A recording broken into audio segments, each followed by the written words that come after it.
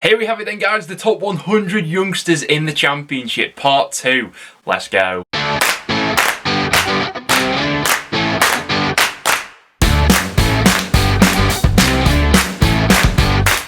Guys, welcome back to another video on the channel. Now, if you've not seen part 1 of this video, I'll leave a link to it in the description down below. Make sure to check that out. In that video, we counted down from number 100 to number 51. In today's video, we're going to be counting down the top 50 youngsters in the Championship. To qualify for this video, these players needed to have played in the Championship in the season that's just gone by. At the time of the list being compiled, they needed to have been under 23 years old. And I must stress this one, we are going off Transfermarkt's valuations of all of these players. I'll say or not if I agree with their positions come the end of the video, because there are a few contentious ones in here, but we're going off Transfermarkt's valuations of these players, not my personal opinion. Without any further ado though, let's jump into this one. Coming in at number 50, we have Ryan Giles, who's had a couple of loan spells out through the Championship this season. First half of the season, he was out on loan at Coventry. Second half of the season, he was at Rotherham. Obviously, the player plays for Wolves. Only 21 years old and a good prospect. It'll be interesting to see where he ends up going into next season. 49 goes to Antonin Semenyo in what has been a breakthrough year for the Bristol City forward. It's been a pretty uninspiring season all round for Bristol City.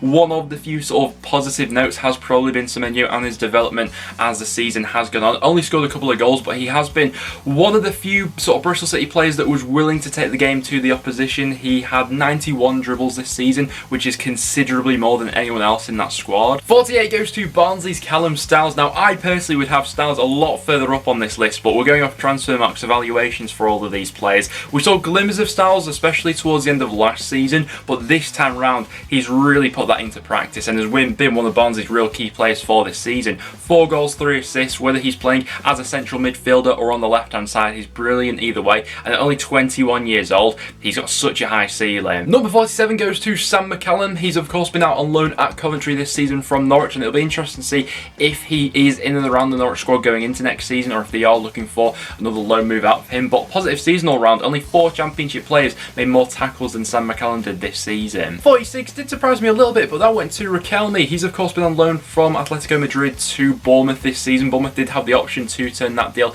into a permanent one, but have chosen not to. Didn't really feature all too much for them. He only made the 2 starts for Bournemouth, made quite a few appearances off the bench, but we only really saw glimmers here and there from him. Number 45 goes to another Bournemouth player. That goes to Sam Sturridge. He's mostly been used as that sort of backup option this season to Dom Solanke. The majority of his minutes have come off the bench. In that time, he scored 4 goals and got 1 assist. Number 44 goes to Norwich City striker Adam Idah, who's in quite a similar mould to Sam Sturridge at Bournemouth, whereby the majority of his minutes this season have come off the bench as a substitute, as a sort of backup, alongside Jordan Hugill to Teemu Pukki. 3 goals, 1 assist. I think that Norwich have got a real gem on their hands there. It was an FA Cup game the other season where he absolutely ripped North End apart at Deepdale, scored a hat-trick against us. But yeah, it'll be interesting to see how Norwich handle his development, whether they do look to loan him out going into next season to give him a bit more playing time. Number 43 goes to Luton Town's Kieran Dewsbury-Hall. He's of course been on loan from Leicester this season, and another player who I'd probably have a little bit higher up in my rankings, to be honest with you. He's in the top 10 Championship players this season in terms of key passes completed. 66 key passes for him this season, and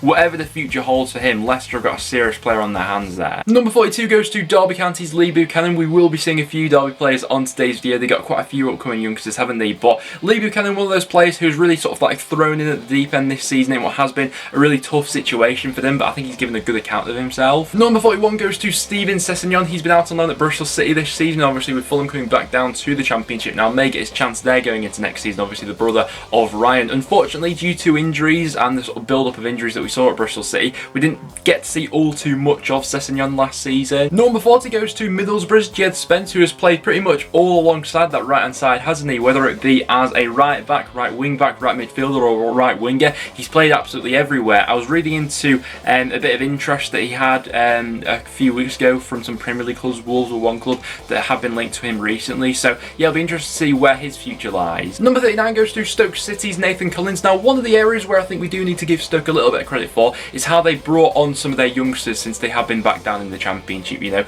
the squad that was ultimately relegated from the Premier League was filled up with a lot of sort of overpaid, aging players. This is the area where Stoke need to go in more, because there is some serious talent in that youth academy. Number 38 goes to Preston North End, Sepp van den Berg. I'm hopeful that we'll get him back on loan for next season, but he fitted in at North End really well from his loan spell at Liverpool. He obviously came to North End as a centre-half, but played and really excelled out of position, either playing as a right wing-back or a right-back. Number 37 was the one that got away from North End, Tyrese Dolan. He's been absolutely excellent for Blackburn when he has featured this season. Started out the season like an absolute house on fire, and then towards the sort of second half of the season was more utilised as a bit more as an impact sub. But at the age he is and the sort of qualities that he has on the ball, rightly so, Blackburn fans are very excited to see what the future holds for Tyrese Dolan. Number 36 goes to Huddersfield Town's Josh Koroma. Now, had he not got injured, I think he would have been much higher up on this list, because for me, he deserves to be quite considerably higher actually. The difference in Huddersfield this season going forward, when Koroma was in the side compared to when he wasn't,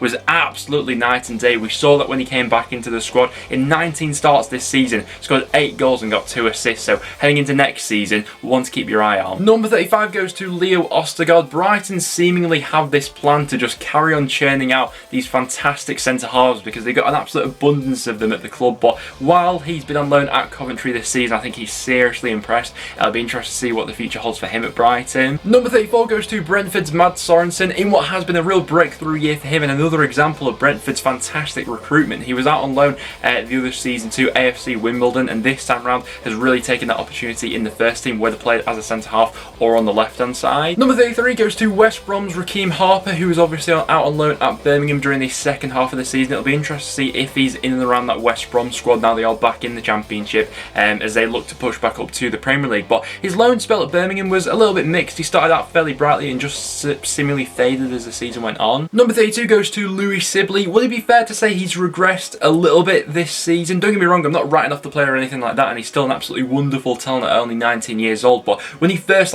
burst onto the scene last season, he was scarily good. I remember when Derby came to Deepdale, he was absolutely running the show from midfield then. He obviously scored that hat-trick against Millwall as well. This time round, only scored the 1 goal for Derby this season. Don't get me wrong, has had his moments, but it's been a lot tougher on him this time round. Number 31 goes to Taylor Harwood-Bellis, the Manchester City defender who's been out on loan at Blackburn this season. You'd imagine that he'd probably be made up for availability for a loan going into next season as well, so it'll be interesting to see where he ends up. Number 30 goes to Watford's Jeremy Ngakia. They got an absolute steal for this player, picking him up on a free from West Ham, and at the start of the season especially, when he was mostly being played week in week out as that right back. Serious talent that Watford have got on their hands here. Obviously in the second half of the season, Kiko Feminier came in and took that right back spot from him, but it's a good battle they got there on that right hand side. Number 29 goes to Huddersfield Town's Lewis O'Brien. Now, if you've been watching the channel for a while, you'll know just how much of a fan I am of him, and it's really been him and Josh Koroma at times who have been carrying this Huddersfield squad. You know, two of their most younger players and definitely most promising. Number 28 surprised me a little bit with his placing in this one. That goes to Ben Wilmot of Watford. Not really had all too many opportunities to play for Watford this season, and the move in the summer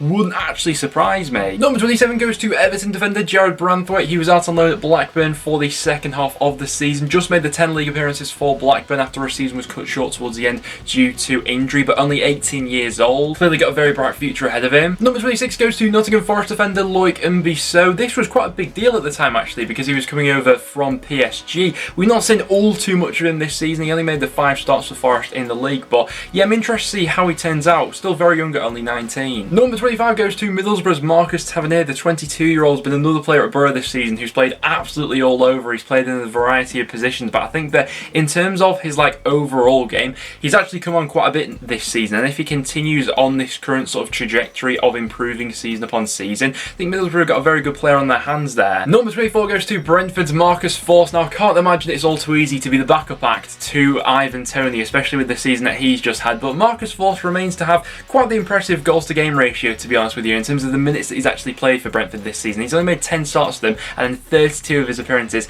have come off the bench. He's made his name as that sort of super sub for them this season. Number 23 goes to Max Bird at Derby County, another Derby youngster who's had to take on a lot of responsibility this season, even been handed the captain's armband at certain times. You can't help but feel like someone like Bird really would have benefited this season had he had a Christian Bielik to play alongside. But yeah, Bird's had to be another one of those Derby youngsters to really step up this time round. Number 22 goes to Bristol City's Hando Masengo, another youngster who there was quite a lot of pressure placed on his shoulders when he originally made that move. I think that it cost Bristol City around £7 million as he came over from Monaco, but certainly had his moments, and he is one of those players who Bristol City fans are still very hopeful for the future, that he's going to continue to go and improve. Number 21 1 goes to Manchester United's James Garner. It really has been a season of two halves of James Garner. The first half of the season at Watford probably didn't go quite according to plan from what he himself would have hoped from a personal standpoint, but the second half of the season with Forest arguably been their best player since arriving. I know that Forest fans are very hopeful that they'll get him back for next season, but yeah, scored some worldies along the way, including one on the last day of the season against my club, North End. Number 20 goes to Stoke City's Harry Souttar, who's seriously impressed with them this season. He's an absolute man mountain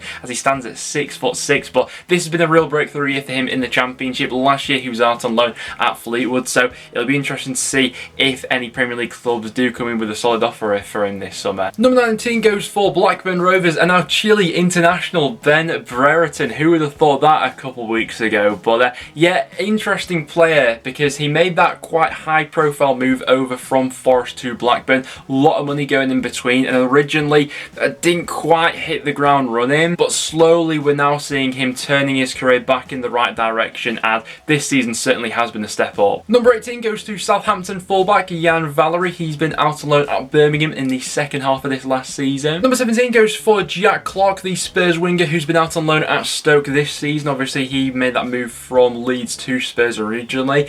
I don't know about you guys, but I'm not completely sold on the Jack Clarke hype train as of yet from what I've personally seen of him. Stoke fans, what do you make of him from this season just gone by? Number 16 goes to Derby County's Jason Knight. Would it be fair to say that based on this season just gone by, Jason Knight probably the best of Derby's youngsters? Obviously they got a crop of fantastic ones that are coming through at the moment, but Jason Knight played in almost every game for Derby this season, played in a variety of positions, and also does seemingly have his admirers in the Premier League currently. Number 15 goes to Swansea City's Ben Cabango. Now Ben Cabango, alongside Mark Guehi, who we'll get to in just a second, I think deserve immense amount of credit this season for the fact that Swansea haven't missed Joe Rodon at all this season really. Those two have formed such a solid partnership at the back. Obviously they got so close to the Premier League in the end, 90 minutes away from Premier League football, and the Swansea season really has been built upon defensive stability, so Ben Cabango, yeah, deserves a lot of credit. Number 14 could well be playing his football in the Premier League next season. It's Orlando City striker Daryl Dike. Obviously came on loan to Barnsley in the second half of the season and really was one of the catalysts to really propel them up the league. In the end he's going to turn out to be too expensive for Barnsley to bring back on a permanent basis, but nevertheless the games that he did feature in, he showed himself to be one of the most promising upcoming strikers. Number 13 surprised me a little bit, but that went to Preston North End's Anthony Gordon. He's obviously been on loan from Everton this season, has featured for Everton in the Premier League, which is where I think Transfermarkt have valued a little bit of his valuation at. That obviously bumps it up a little bit, but at North End his opportunities were pretty few and far between really. You know, towards the end of the season we weren't really playing with natural wingers, so he never really had a place in that team, which was a shame really, because in the few sort of glimpses that we did see from him, there's clearly a very talented player there. And we can say pretty much the same I think about Rabbi Matondo as well. He surprised me a little bit by being this high up in the valuations thanks to Transfermarkt, but obviously this season for Stoke he was sort of in and out of that team, just the 5 starts and 5 appearances off the bench, 1 goal to show for all that, which was scored away at Nottingham Forest. Number 11 goes to Swansea City's Mark Guehi. What a season he's had. By far and away one of the best centre-halves that we've had in the Championship for a few years now actually, I'd say. He's really been that good for Swansea. Obviously he's been on loan from Chelsea this season. Like I was mentioning just a minute ago, him and Cabango this season have been absolutely almost flawless together. But we are now heading into the top 10. Coming in 10th place we have Stoke City's Tyrese Campbell. Now had he not got injured at the stage of the season when he did, I think he would have been a little bit further up on this list, to be honest with you. I personally think he deserves to be a little bit further up. He was absolutely ace at the start of this season when he was fully fit and firing. Stoke were albeit a little bit over reliant on him at some stages of the season, and since he has been absent from that side you can tell that Stoke have been lacking a bit of dynamism in the final third. So yeah, him coming back into that side next season is going to be absolutely massive for them. Number 9 surprised me a little bit. That goes to Thomas Estevez of Porto, who's been out on loan at Reading this season. He's been an interesting player. A lot of his appearances, especially towards the end of the season, were sort of cameos coming off the bench and that sort of thing. No doubt that he's going to go on and become a very good player, but I don't know, I was expecting to see a little bit more of him this season. Number 8 goes to Norwich City's Ollie Skipp. Obviously he's been on loan from Spurs this season. I'm sure all the Norwich fans are desperate to get back hold of him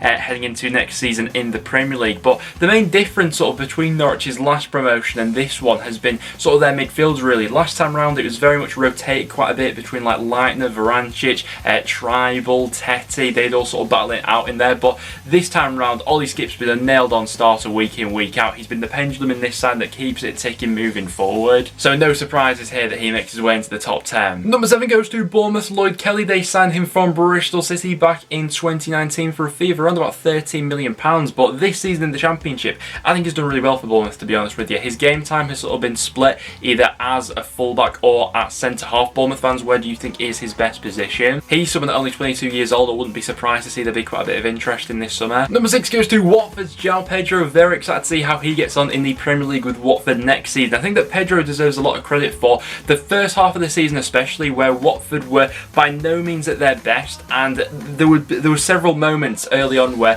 João Pedro would just come up with a moment of magic after Watford hadn't been the best, and they'd go on and claim all 3 points. And I think that, you know, for such a young player to have that sort of responsibility in the final third of the pitch, thinking back to that unbelievable goal he scored to win it against Derby, he certainly had his moments as the season's gone on. Number 5 goes to Brentford's Josh Da Silva, a player who definitely is deserving of his chance in the Premier League. So I'm buzzing that Brentford have got up to see how Da Silva goes on and gets on in the Premier League. Unfortunately, we haven't seen all too much of him in the tail end of the season due to him picking up an injury in February, but despite that, over these past couple of years, he has been comfortably one of the best midfielders in this division for his overall game, and he's someone who I think really could thrive in the Premier League. And number 4 goes to his Brentford teammate, Brian Mbeumo. Also very interested to see how he gets on. Now, this time round hasn't quite been as prolific as he was in the previous season. He scored 8 goals this time round and got 10 assists. Last season got 16 goals and 7 assists. He sort of needed to find a new way to fit in when they went away from that 4-3-3. You know, he'd sort of cemented his place on that right-hand side as he likes to cut inside onto his left foot. But nevertheless, towards the end of the season, he did come up with a string of impressive performances. He won the penalty for the playoff final, which Ivan Toney ultimately slotted away. And he's another player who you just forget sometimes just how young he is. He's only 21. Coming in 3rd place, we have Reading's Michael Olise in what has been a real breakthrough year for the Reading teenager. He's of course gone on to win the Championship Young Player of the Year award this time round,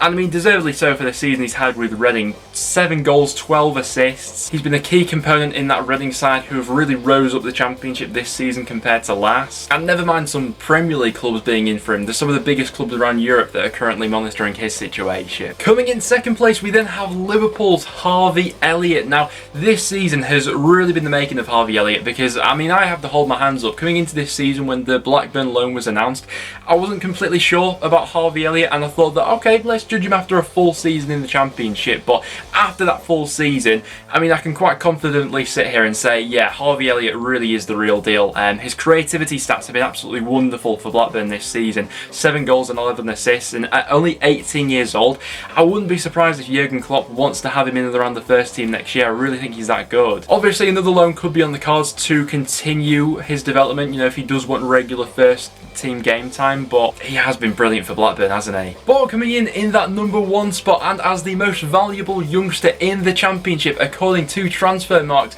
that goes to Norwich City fullback Max Aarons. I mean, England just have an absolute abundance of quality right backs, don't we? And we've had another one in the Championship this season with Max Aarons. I think his game has developed quite significantly since Aarons was last in the Championship. You know, there was that view originally of Aarons where he would be like brilliant going forward but defensively a little bit suspect, but I think he's really worked on that side of his game this season. That's been shown by Norwich in general being a lot tighter this time round than they were last time, and according to Transfermarkt, Max Aarons is the most valuable Championship youngster. But guys, there we have it. That will wrap it up for this little two-parter that we've had on the channel. There were the top 100 most valuable Championship youngsters according to Transfermarkt. If you're going to enjoy, make sure to leave a like. Also get your thoughts down below. Who would be your personal top 10 most valuable Championship youngsters? I definitely don't agree totally with the list here. I think they got a couple of the placing spot on, but I'd certainly rejig it a little bit. But if you did go to enjoy, make sure to leave a like and do subscribe for some regular Championship content. Apart from that, guys, thank you very much for watching, and I'll see you all